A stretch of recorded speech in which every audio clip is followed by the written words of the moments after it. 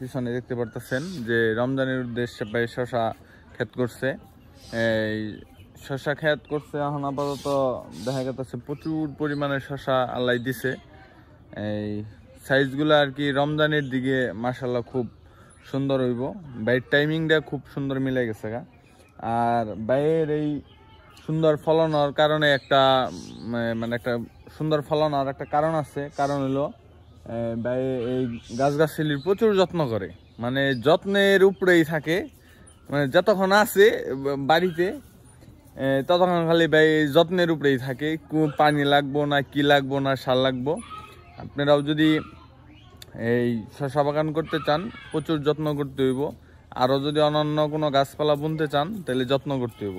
আমরা বাইরে একটু কাজটা দেখাই। এই যে ভাই আজকে কি দিতেছ?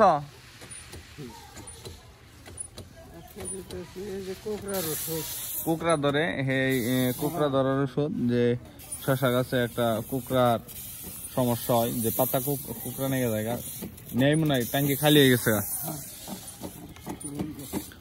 আর মোটামুটি আল্লাহ দিলে খুব সুন্দর শশা। এই যে শশা হইছে মাশাআল্লাহ। ভাই শশা হলুদ হয়ে গেছে কাকে? ওই যে একটা হলুদ তোমার এই যে নীল নীল যে দিছ এটার মধ্যে আটকাইতেছে না আশি যাই।